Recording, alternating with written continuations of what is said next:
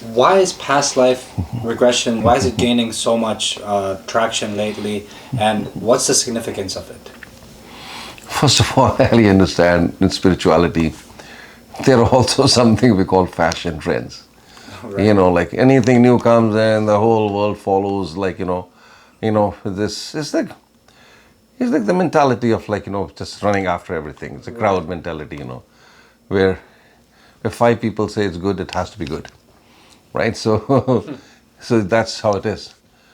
And God bless all those people who are doing it, or the ones who are facilitating them. We don't criticize anyone, but then we can definitely inform, our viewers about the dangers of certain things. So, Sanjeevji, the first question I had for you today actually has to do with bhav and or intention, in other words. And when it comes to intention, how can we purify it, and why is it so significant to do this in a spiritual path? That is a very significant question. In fact, if you look at what has been explained in Brhamanda Yoga and by my Guru as well, that if you have to work on one thing in your life as like the most important priority, it should be your bhav or your intention. Because that's explained that everything in this life, everything that you have in this life is bhav. Not only what you have in your life, but whatever is there in this whole entire world, this universe, is nothing else bhav or intention. And then if you go into the scriptures, ancient, yogic scriptures, Vedas and Puranas, you'll find that when there was nothing before the creation, what came first? It came the bhav, the one, the highest one. Call him God or by any name you want. He created this bhav, this intention that the universe will be created by me. And then came the universe. Look at so many other examples. This place we are living, it's a very busy development area, developed area. And there was a time, I don't know, I've not seen it, but I'm pretty sure there was nothing here. Maybe forests or, open land or farms. And I'm pretty sure somebody must have been driving by or walking by who had some money. And he thought, created this bhav, this intention, this is a good neighborhood, I will build houses here. So before anything, the plans, the houses came the bhav, the intention. So bhav, your intention, is the one that leads you to your actions, your karma as well. And if you work hard on creating your bhava, making your bhav very pure, then automatically lead to very good karma and the outcomes in your life. It's easier said than done. It seems like we're talking, it's so simple. Make my bhav very pure. But as I exist, as I stand today, my bhav, my intention, is totally being influenced by my sanchit karma, my collected karma that's there in my fourth body, in my subconscious mind, which is influencing my thoughts. So much of my bhav, my intention, is being influenced by my sanchit karma, my collected karma, my old actions. So how do we make it pure? The question is, one way only, sadhana. Do your daily practice. Right. And do the higher meditations with your guru, with your teacher. Get rid of that sanchit karma, that load, that burden that we are carrying. Slowly by slowly, and as it reduces down, but then you have to consciously think about and work on making your bhav, your intentions pure. What is pure bhav intention also is that I will harm no one. Nothing. And I will not cast an eye upon anything that's not mine. Being satisfied. And all these things will come as my karmic load gets lesser and lesser, and I am able to have somewhat of a control in the beginning of having pure bhav, pure intentions. And then my karmic actions will also be influenced by it, and I will do the good things, the right things in life, which will produce the right outcomes. And as I progress with the practice of my sadhana, with the practice of creating or purifying my bhav on a daily basis, on an ongoing basis, then my life will definitely transform because my karma is good. The outcomes will be good. I'll be able to not only lead a healthy and happy and a successful life, but also a very successful spiritual life. Where there is constant growth, there is constant evolution. It's constantly moving up and up and up. So that is why bhav, your intention, is such a big priority in Brhamanda Yoga. We must work upon our bhav, and that is through the practice of sadhana, that what you do on a daily basis, but also the practices that you do with your guru, with your teacher. Because what you do on a daily basis in your sadhana, you release little by little your karma. It's like making a little tap of a hammer on a big stone you're trying to break. And then once in a while you go to your guru. And when you do, that's like a big hammer, bam. And then again, tap, tap, tap, and then bang. And with this, you will constantly release karma and constantly evolve. What that shows is that intention, bhav, it basically makes you the same inside as you are outside. You must be the same inside as you are outside. So your intention inside and outside should match.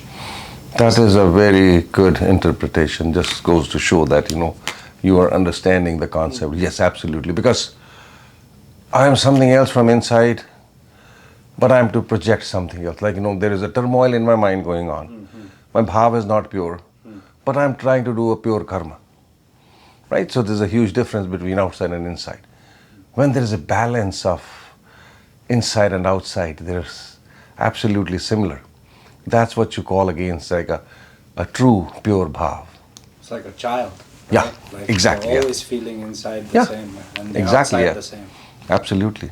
And so that leads me to my next question, Sanjeevji, and it actually has to do with something very interesting you told me about just a couple months ago, and that's the Pitra Dosha.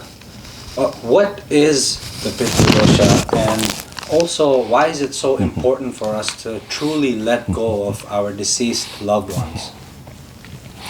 You're asking really good questions today. So Pitra means your ancestors. Dosha means some anomaly, some negativity within you.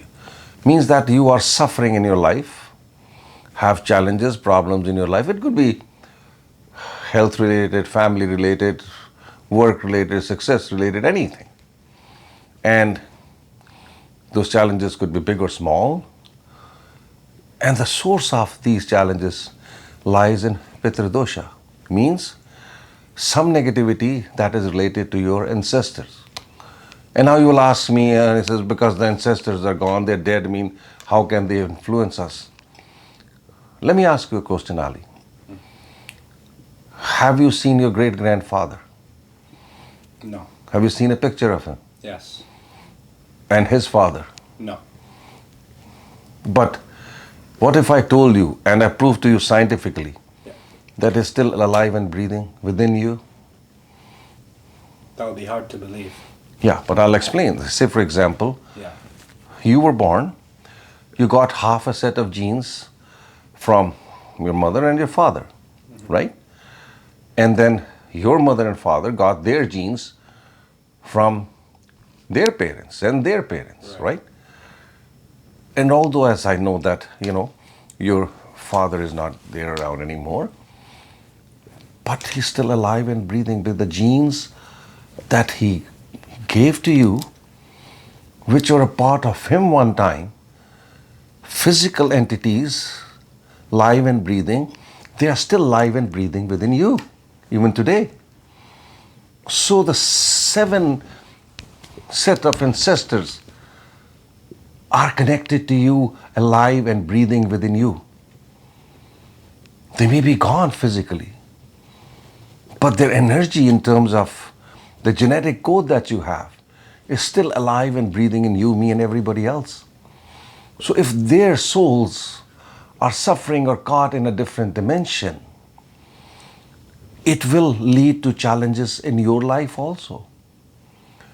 So it's not only that you can have a Pitra Dosha and you suffer because the souls of your ancestors are suffering somewhere else, but you are going to be linked to the coming 7 generations also. And you could leave behind Pitra Dosha for the coming generations. Right. So it's based off the ancestors' karma? Yeah. Because what they are going through in the dimensions they are stuck into right now, currently as a soul, was totally related to the karma. So what they are going through, or whichever phase they are in, or whichever dimension they are in, was based upon their karma. And now if there is a suffering, you will suffer as well. So because shared karma. No, not shared karma. Because you are linked to them with energy. So, and similarly, you will leave behind Pitra Doshas for the coming 7 generations. So what is the solution? What is the answer to this? Is, as you said, why it is important to let go of the deceased loved ones, it is because we are holding on to some of the loved ones who are gone by. Yeah. Whereas, if you see that, because why do we do this? Why are we holding on to them? Again, body consciousness also. We see ourselves as only the body. We have always seen and still see our deceased loved ones as bodies only. Not understanding that I am not the body, I am not even the mind, I am the soul, or consciousness even. And so were the loved ones who have passed away, gone on to the other dimensions. And you have to let go of them so they can continue on their journey. And if you don't, then again they will suffer in another dimension and you will suffer because of them. So the solution is what we do in our Brhamanda Yoga is we do a meditation, a process called, the ascension of our ancestors, where you work with the higher energies, invoke them, and send healing to all the souls, to all the ancestors. Because you may know some of the ancestors, right?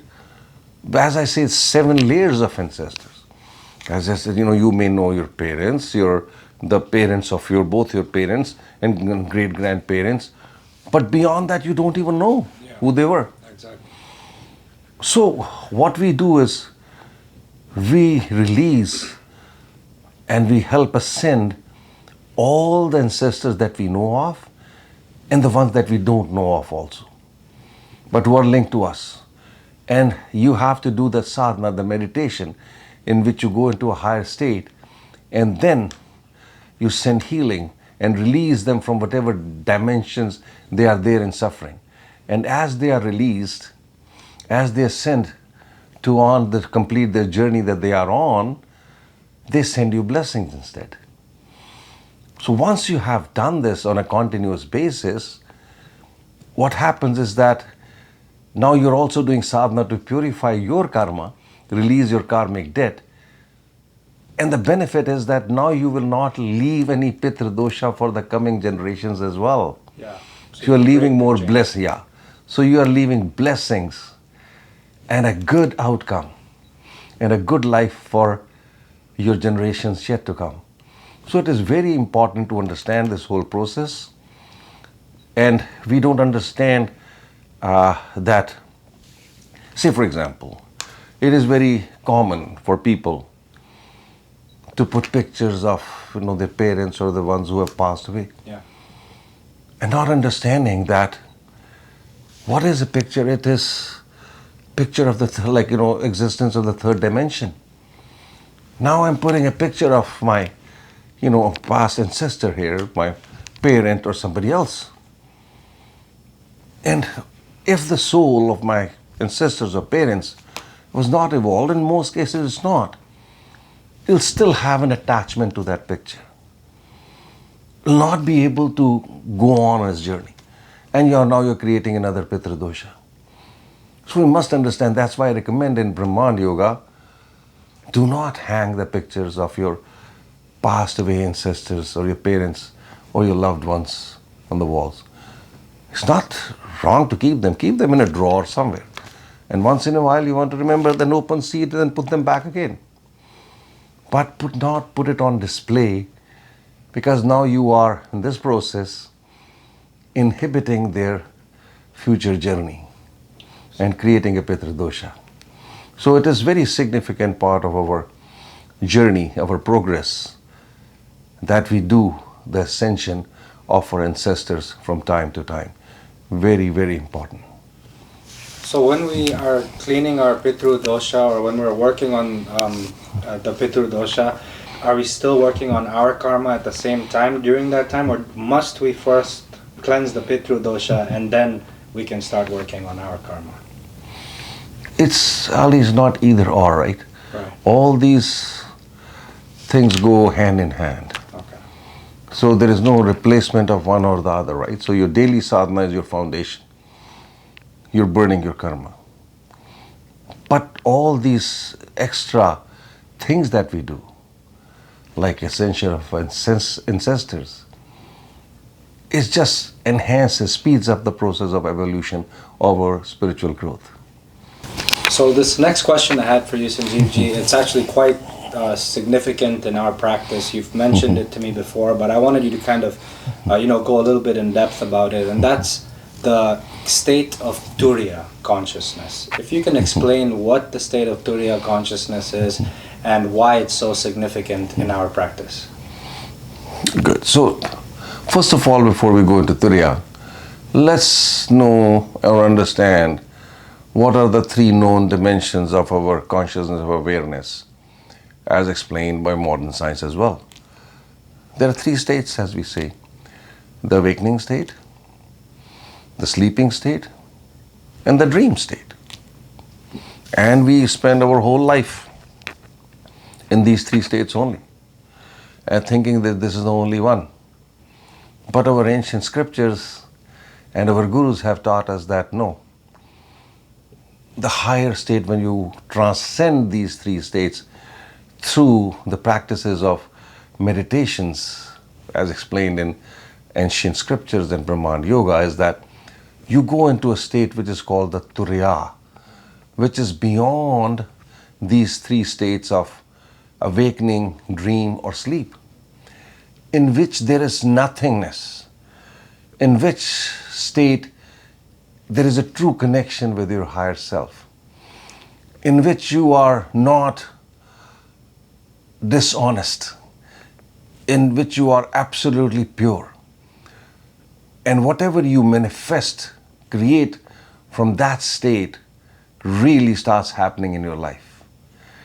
And it is very important, because to understand the state of Turiya, and in Brhamanda Yoga we experience this state in almost every of our meditations. And some people would say that, oh, it's so much, somebody, just started and say, oh, it seems like a sleep state, like I'm deep in that state, and you say I'm in higher dimension, but when I come out I feel that I almost as I was sleeping.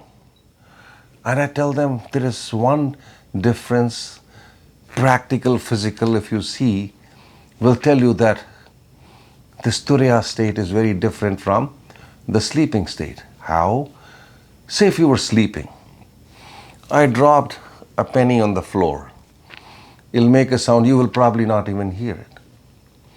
But where in a Turiya state, if I drop that penny on the floor, it will sound like an explosion happening, like a bomb exploding. Because every faculty of yours is awakened at that stage. And everything that happens is at a large scale. So that just the sound of a dropping penny on the floor can sound like an explosion. You'll be like shaken up. So what happened? So this is the difference. It just shows you that when you go into the state of Turiya, it is where real manifestation happens. real release of karma happens. And once you have experienced the state of Turiya, you don't want to come out of it. It is so beautiful once you have experienced it. And to our, explained to us by our gurus and also our Sanatan Parampara, there is a state which is higher than Turiya. And what is called as the Turiya Teeth. Means that when I go into Turiya state, I meditate, I'm in that state. And then I come out of it, then I'm back into the three states. Turiya Teeth means always living in the state of Turiya, not coming out of it. And that takes again lot of sadhana, lot of blessings from your guru and your own hard work. Once you achieve that, then you are very close to self-realization. And that's where, because you are releasing karma, your old karma, and in that state, you are not creating any more new karma. So your karmic load really starts going down. In a normal state, when we do our daily sadhana, we are releasing karma. But we are acquiring karma also. Just that the rate now is little higher, that the release is higher and the acquisition of new karma is lower. So overall, we are releasing. But in that state, you are just releasing. There is no acquisition of new karma. New karma you will do, which will lead to certain outcomes, is only in the lower three states that you're doing of your consciousness. So when you are in the Turiyatit state, you're not doing anything. So it takes you very, very close to self-realization. Once we understand this, and once we experience the state of Turiya, it's like an addiction. It is so, you have experienced it yourself and you know how beautiful it is, how difficult it is to come out of that state. And this comes with only regular practice. The more I stay in that state, more I stay connected to my higher self, I slowly go closer to the state of Turiyati. And what's the difference between Turiyatit and Samadhi? Not much of a difference. Again, like say, Samadhi is, if you are in a constant state of Samadhi, you can say Samadhi and Turiya are, comparable. But then you come out of your Samadhi, you come out of your Turiya. Then again, you're back into your normal state. Turiyatit means staying at that state at all times. And if you can do it through Samadhi, be in a Samadhi and not get out of it, so then they will be the same. Swami,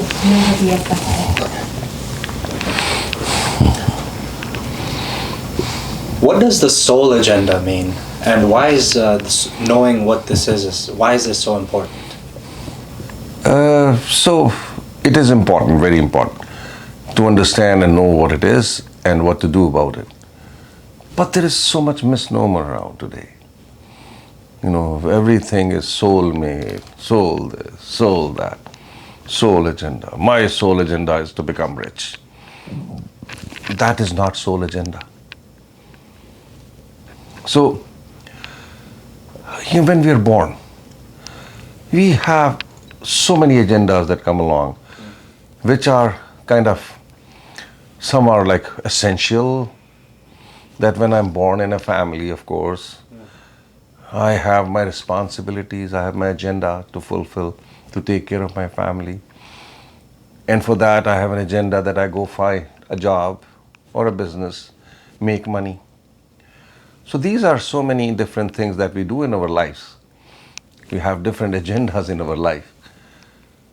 But we must know, and this will be told to you by your guru from Sanatan Parampara. Because you will not know that yourself, because you're in a different state of consciousness. You are associating yourself only as this body and this mind only. You have not even known the soul. How would you know the soul agenda? So, if you come across a guru who will tell you that the sole reason that why you were born, the ultimate reason or the sole agenda is to become self-realized, to be liberated completely, to get out of this cycle of being born again, dying again, born again, dying again. But also, since you have taken a human form, beside this soul agenda, you have also taken this human form to experience this material world also, to experience the family, to experience the joys, the things that come around. But not forgetting at the same time that the primary reason I was born again, given a human form, so that I can liberate myself from this incessant cycle of life and birth and life and death and life and death and life and death.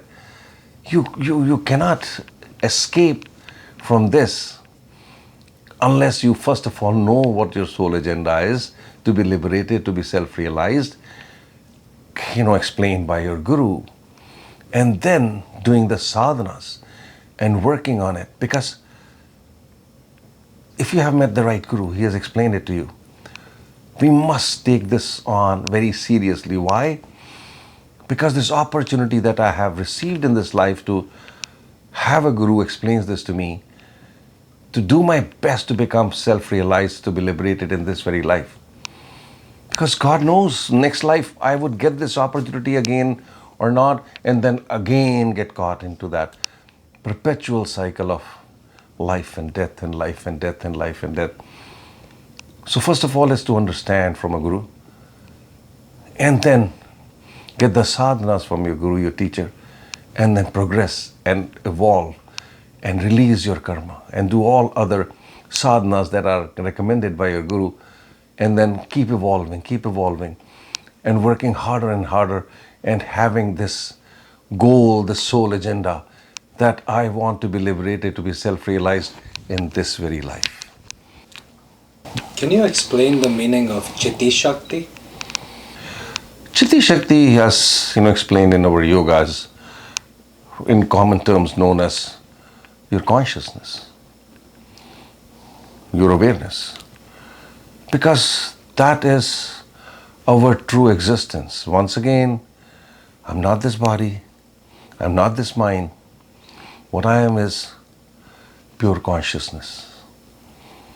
And in Chitti Shakti, as explained in our yoga, and Brhamanda Yoga, is that how does it exist within us is in the form of Kundalini or Chitti Shakti, which lies in our Mooladhara chakra, the tailbone.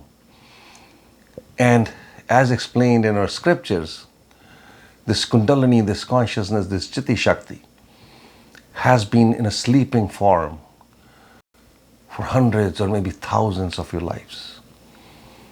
And that's why this constant cycle of life and death is going on. And through your own good karma and good luck, once in one certain life, you will meet a guru, self-realized one, who will awaken your Chitti Shakti, your Kundalini. And again, let me clear this misnomer which is so commonly misused, abused today. I'm being honest. Everybody, every other person there around is saying, oh, I will awaken your Kundalini. I will awaken your consciousness. I will awaken your Chitti Shakti. Trust me, it's all garbage. Yeah. It is the purest feminine energy. And to understand it is, once you understand this existence, how it exists within us and what is the role, then I will know that I should not go and let anyone just tamper with my consciousness and my Kundalini, and not do those silly practices which will lead to more harm than benefit. So Chitti Shakti lies in a dormant state for hundreds of your lives or thousands of your lives in the Mooladhara chakra. And an explanation how it exists in our Mooladhara is given in our scriptures and will be explained to by your guru as well. that if you look in the Mooladhara, if you look at, there is a presence of a lingam, the lingam form of Mahadev or the male energy. And wrapped around with a 3.5 coils is a snake with head sleeping on top of the Shivlingam. And now this Kundalini, this serpent, the 3.5 coils, head resting on the lingam in a sleeping state, is your Chitti Shakti, is your consciousness. And to explain just in a brief manner, maybe we'll touch it in a detailed, form another time, another podcast, is that when a self-realized guru comes in your life and he sends Shakti path, means a surge of his Shakti, his energy, and awakens the Chitti Shakti, the Kundalini. It awakens. And when it awakens, it's a very powerful event, because when there's the feminine energy, the most powerful feminine energy in the universe, it is very angry. Because first of all, it's been sleeping for so many of your lives. It is hungry. And second, why it's angry is it's away from the male energy, the Shiva, which is present on the Sesra or the crown chakra. So the tailbone here and the crown here, it is separated. And it's only through the help of a self-realized guru that he will make this journey of the Chitti Shakti, the Kundalini, happen from the Mooladhara through the Sushumna all the way. And then when it merges with the male energy of Shiva on the crown of your head, that is self-realization. But easier said than done. It is not the job or even the ability of just anybody to make that happen. Because this journey of Kundalini, again, we will talk in another episode, it's a hard one. It has to go through a lot of obstructions in the Sushumna. And only through the help of a self-realized guru, this journey can happen.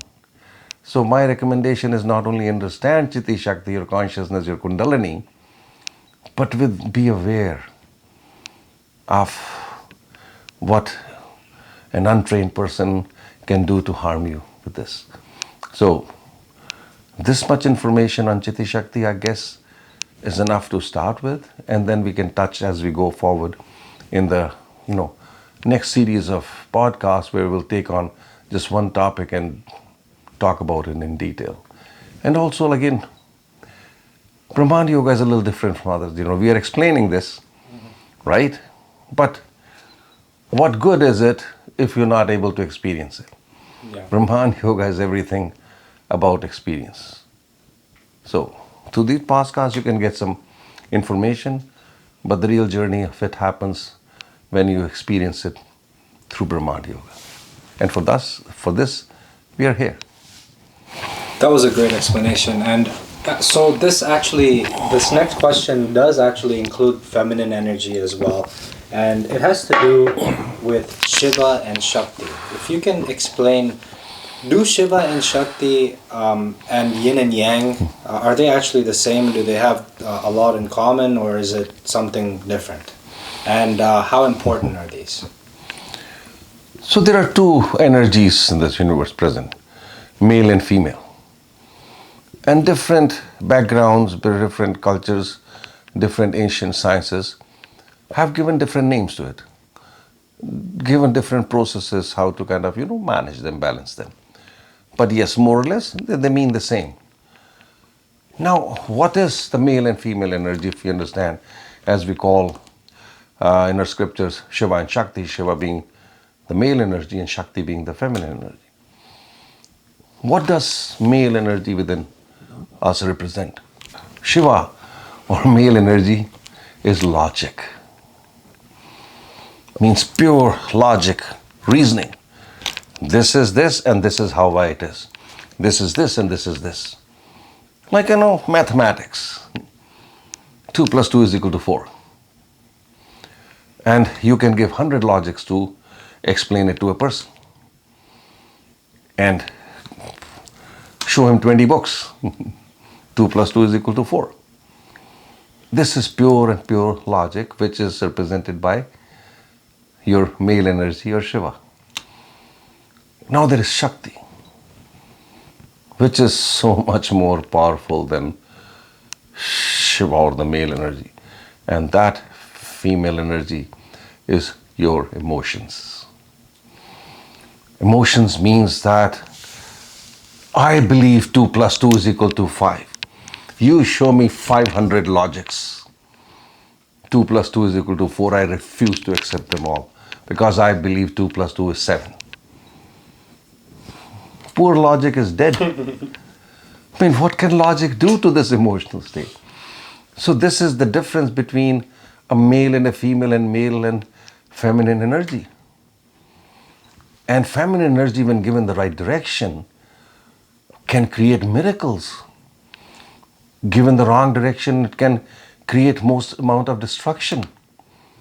So it is very clearly understood in our ancient Brhamanda Yoga and Sanatan Parampara that you need a balance between logic and emotion. You cannot let logic or emotion run freely on their own because it will lead to not so desired outcomes. So through different practices of our Brahmanda Yoga, some pranayams, some pranakriyas and sadhanas, that's where we are trying to bring a good balance between Shiva and Shakti, the male and feminine energies, a balance between logic and emotion. So that when logic is needed, we need logic. When emotions are needed, we use emotions but give them the right direction. Right? So, say a person who's in a deep state of emotions, and you try to talk logic to that person. Yeah. It'll not work. So Brahmanda Yoga is very practical. You deal with that person in that emotional state, meet him where he is or she is, and then help that person to bring in a balance of the Shiva and Shakti within themselves. Because even when they are separate, this is all the differences that are happening. But the ultimate goal is the union of Shiva and Shakti, your Chitti Shakti, rising through Sushumna, merging with Shiva on the crown, becoming one. When there is no separate male or female left, a union of Shiva and Shakti is the self-realization, where we say, Shivoham, Shivoham, Aham Brahmasmi, Aham Brahmasmi. I am that, I am.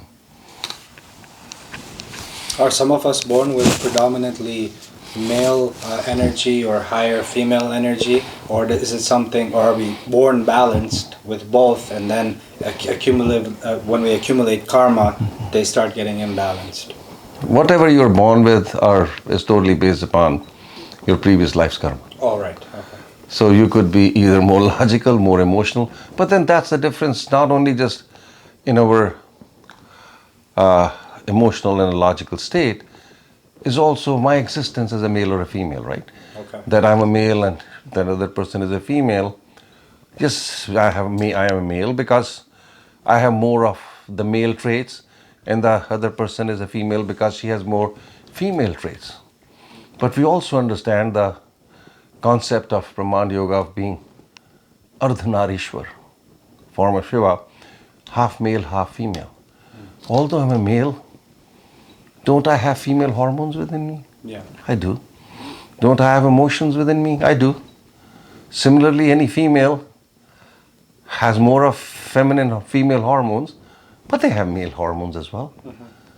So, nobody is a complete male or a female. Right. It's a mixture of both. Yeah. And then again, the processes of balancing both of them. Mm-hmm. And eventually merging them. And when you merge them, you kind of just transcend like physical body, then you don't even have a gender, basically. Is that what it is? When in a state of nothingness, yeah. How can there be any identification? Makes This sense. is called shunya, the nothingness. When there is nothing, how can there be something? Yeah, right, right. Makes sense, yeah. So Sanjeevji, I wanted to talk to you, since we were touching on purification earlier, I wanted to talk to you about the significance of why red meat is detrimental to us in spiritual growth, especially when it comes to Brhamanda Yoga, and why is it red meat specifically that is frowned upon in our spiritual path to eat?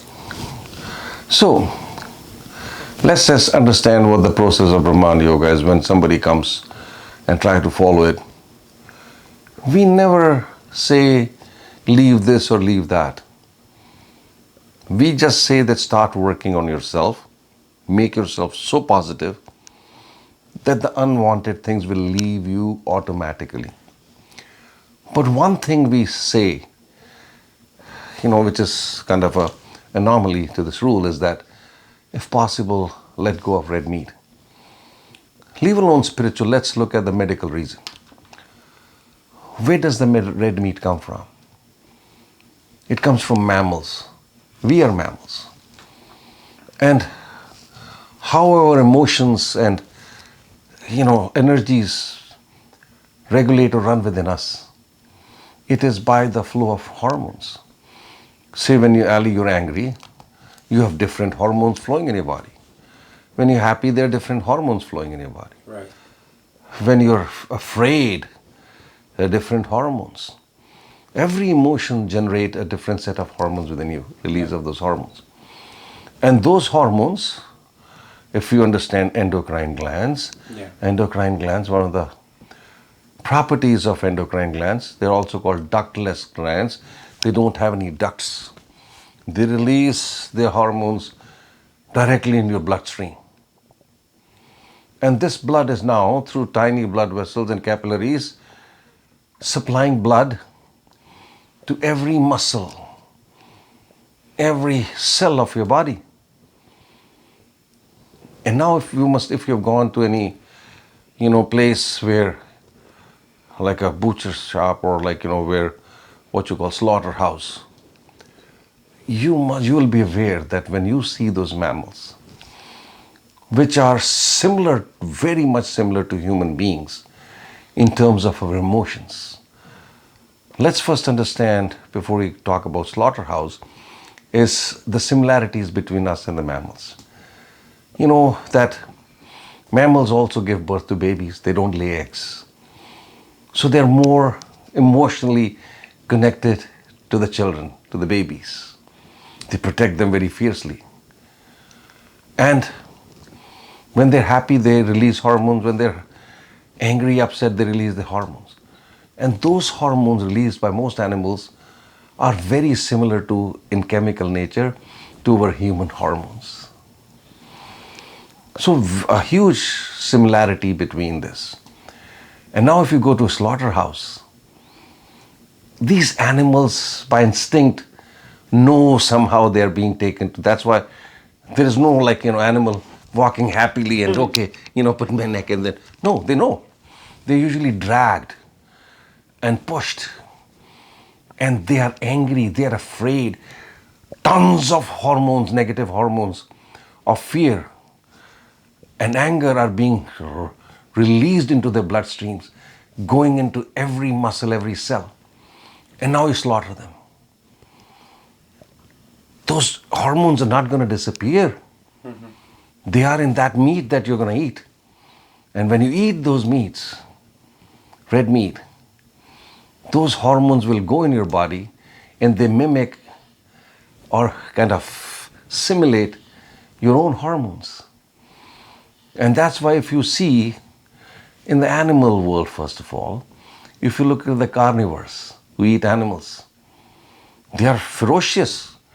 Even a small mammal which eats meat is an angry, ferocious. Look at the herbivores, a big, huge elephant. Unless you mess with him, he is happy. There is no sign of any, unless he feels his children are in danger. He's happy. Look at other bigger animals also, or herbivores. not angry. And the meat-eating animals, the carnivores, are always ferocious, even the tiny bit ones. Same with us. And they also live lesser lives, shorter lives, the carnivores. Yeah. So, if we understand this whole phenomenon, when I am doing sadhana to release and control my emotions, I am now knowingly bringing all those negative emotions through red meat into my body. So if you understand the hierarchy of animals, now that's where I say, initially if you leave red meat, now you go to the next level of animals like chicken and birds. They do not have as much emotions as mammals. Not as dangerous in terms of hormonal content of the negative emotions in them, safer. Now you go to the seafood, the least amount of emotional content in them. So initially, yes, if you really want to eat, go for these kind of foods and leave the red meat. And slowly, as I say, in Brhamanda Yoga, we don't say that leave this or leave that, with the exception of red meat. Rest everything. You just grow, you just evolve. Your body will automatically say, I don't need this. So you don't have to make an effort. It becomes effortless. So innately, it's like innately we're herbivores. Yes, we are. Unless you were born as an animal. So you don't have a choice. No wonder our teeth are so blunt. I know. My next question, Sanjeevji, has to do with Ahamkara. And we've touched on this quite a few times before, and I wanted to know, what is Ahamkara from a spiritual standpoint, and why is it so important to work on this for us in order to evolve spiritually? So, Ahamkara is ego, right? And we have touched upon in our earlier podcasts. It is like we have different, as explained to us in our different scriptures.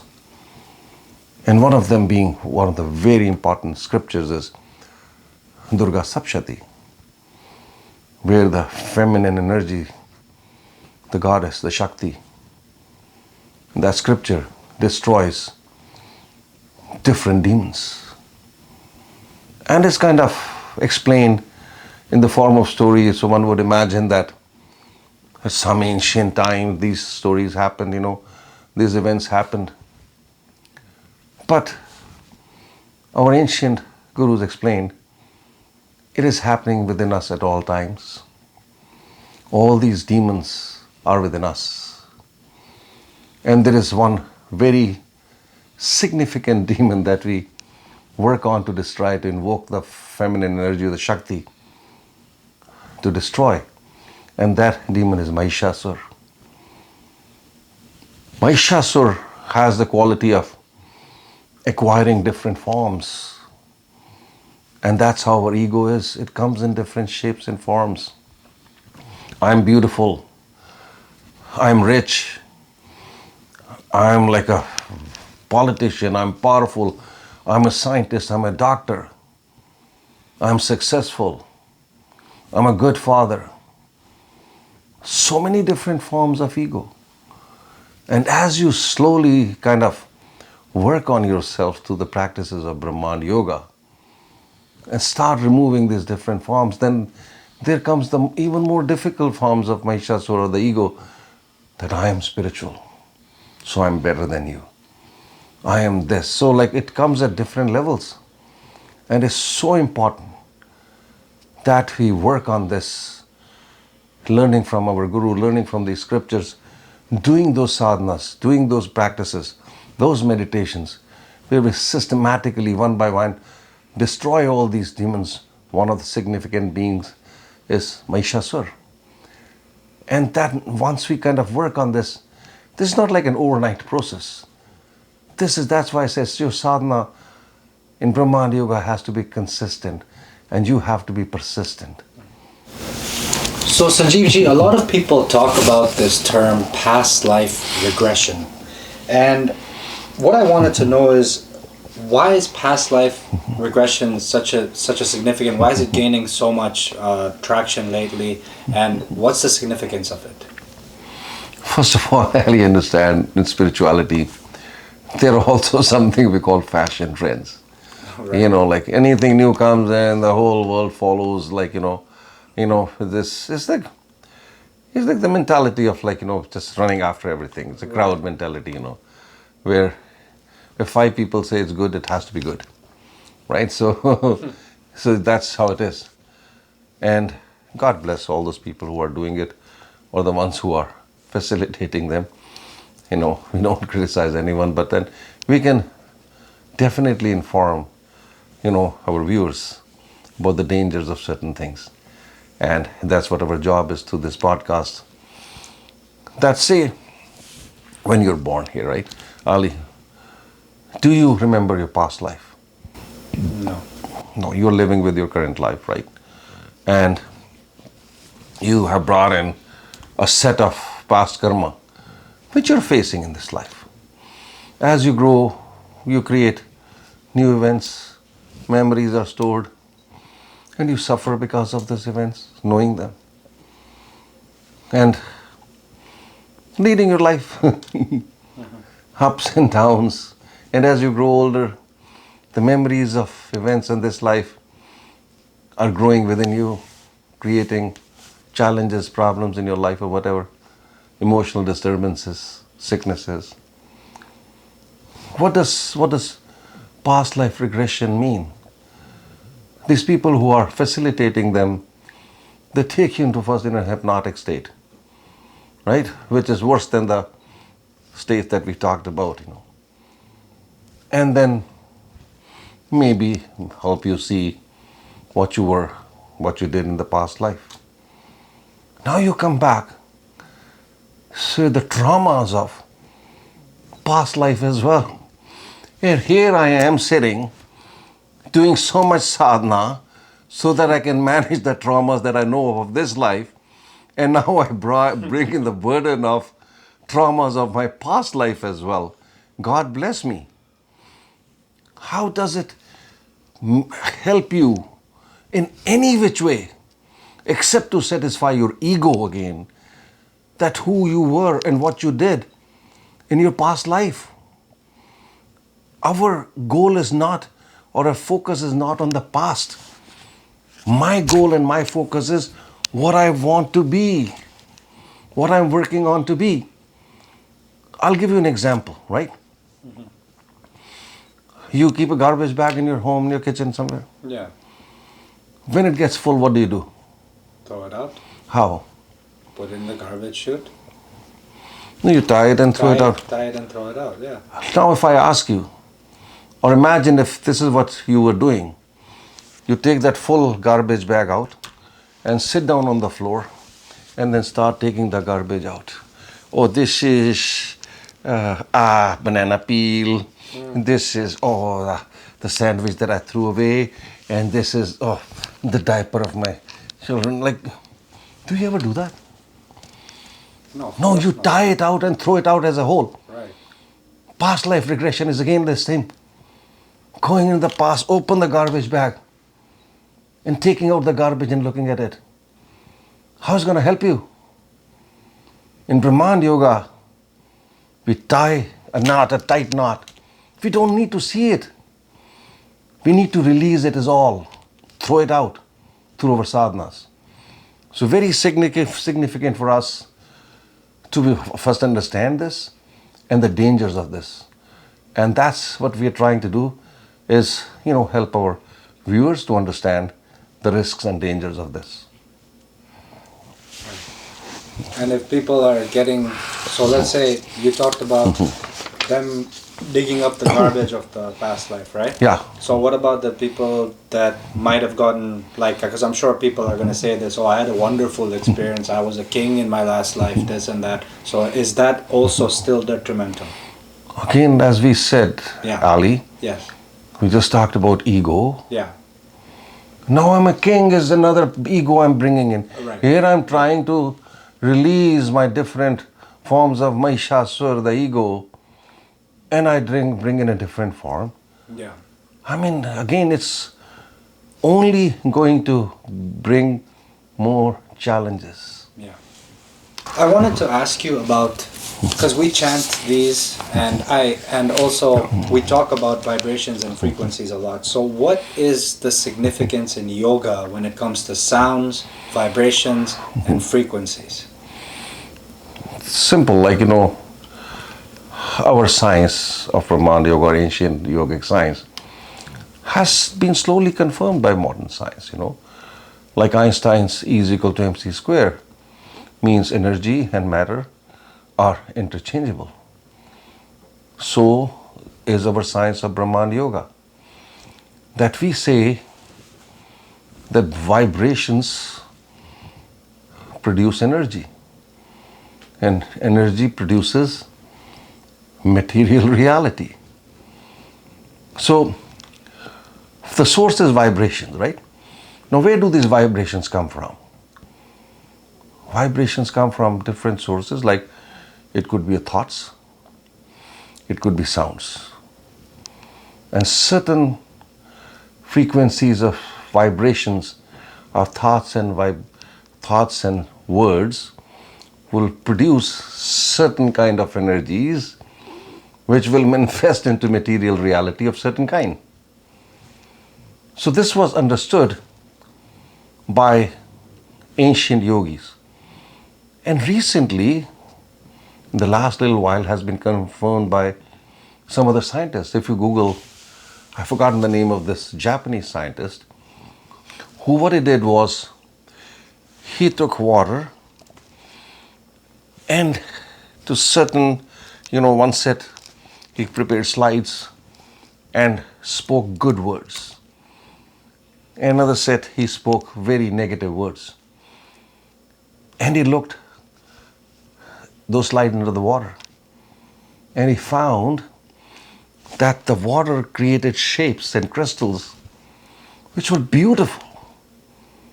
Whereas the other set where he spoke negative words, they were very ugly and fearsome looking crystals being produced, designs being produced in the same water. Wow. So this proves that these vibrations have different effects. And our ancient yogis designed the mantras based upon this. And there are so many mantras available, and people just pick up randomly. Again, being aware is very important. So what we recommend is, take your mantras from your guru. Because what has your guru done, particularly a self-realized one? He has worked so hard on certain mantras to a point where he becomes one with the mantra. And then he initiates you into a mantra. And then when he initiates this mantra, he puts the seed of that mantra within you. He installs that seed. Now when you water the seed every day by chanting this mantra, the seed germinates and slowly brings in those energies that will release a lot of your karmic, load that you're carrying within yourself. And again, chanting of mantras is a big part of Brahmanda Yoga and many other practices also, that you take those mantras, but do not just pick up randomly any mantra. I'll just give you an example. Mantra Om Namah Shivaya, everybody chants. Yeah. But not understanding that Om Namah Shivaya can be chanted only if you were initiated into this mantra by your guru. Yeah.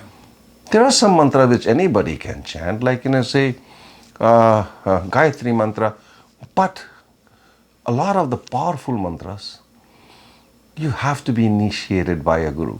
So once he installs this seed of that mantra within you, and you do your work by chanting it on a regular basis, now this sound of the mantra will produce certain amount of vibrations, and those vibrations will produce certain amount of energies within you, which will start working on your sanchit karma or your collective, load of your past karma. And as you release them, your life starts becoming better and better and better. So to understand which mantra is good for you and not meant for you, always better to ask your guru, your teacher, because he will be able to tell you what are the ones that are the best one for you. And once you are initiated into the mantra, then don't let them go. Because say if I give you a seed of from very precious plant, and if you keep the seed in your pocket for 5 years, 10 years, there's no point. There's no point. It's only when you put it in the ground, then water it, give it nutrients, only then go into a tree, the plant.